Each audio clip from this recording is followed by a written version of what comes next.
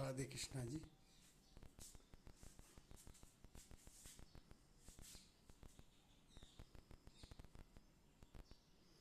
आप कुशल मंगल में हो, सहपरिवार, ये भगवान से प्रार्थना करता हूँ। आज हम हनुमान पुत्र मकर ध्वज बाल ब्रह्मचारी थे, लेकिन मकर ध्वज को उनका पुत्र कहा जाता है। पवन पुत्र हनुमान बाल ब्रह्मचारी थे, लेकिन मकर ध्वज को उनका पुत्र कहा जाता है।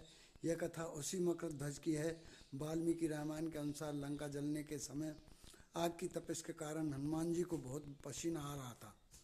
इसलिए लंका दहन के बाद जब हनुमान जी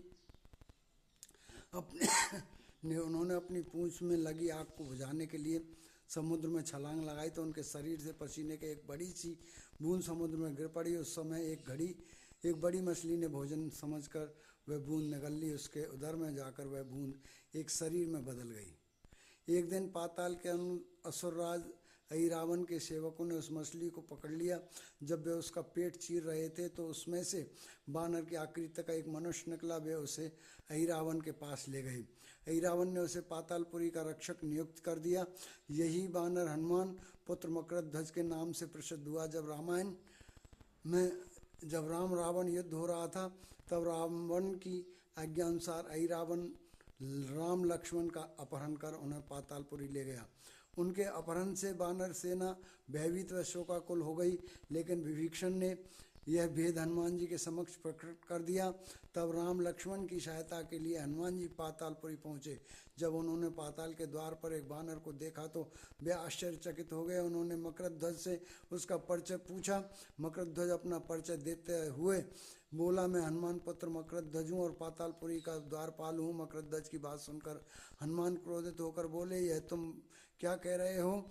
दुष्ट, मैं बाल ब्रह्मचारी हूँ, फिर भला तुम मेरे पुत्र कैसे हो सकते हो? हनुमान का परिचय पाते ही मकरध्वज उनके चरण में गिर गया और उन्हें प्रणाम करके अपनी उत्पत्ति की कथा सुनाई। हनुमान जी ने भी मान लिया कि यह उनका ही पुत्र है, लेकिन वह कहकर कि वे अभी अपने श्री राम और लक्ष्मण को लेने आए हैं। जैसे ही द्वार की ओर बढ़े वैसे ही मकरध्वज उनका मार्ग रोकते हुए बोला, पिताश्री, यह सत्य है कि मैं आपका पुत्र हूँ, लेकिन अभी मैं अपने स्वामी की सेवा में हूँ, इसलिए आप अंदर नहीं जा सकते। हनुमान ने मकरध्वज को अनेक प्रकार से समझाने का प्रयास किया, किंतु वह द्वार से नहीं हटा। तब दोनों में घोर युद्ध शुरू हो गया।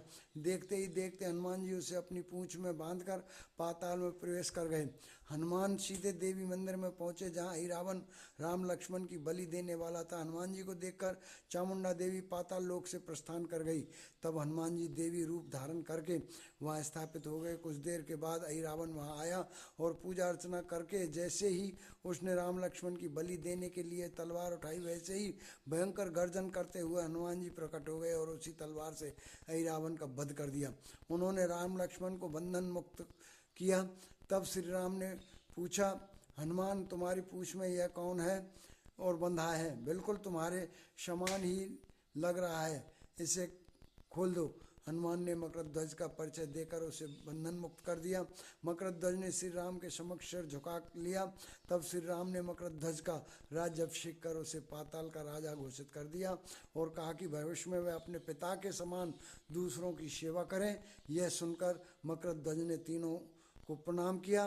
तीनों से आशीर्वाद देकर वहां से प्रस्थान कर गए। इस प्रकार मकरध्वज हनुमान पुत्र कहलाए। इसी के साथ मकरध्वज की कथा का समापन होता है। बोलो हनुमान जी महाराज की जय। लाइक और सब्सक्राइब कर देना, यही मेरा आपसे निवेदन है। मिलते हैं अगले वीडियो में।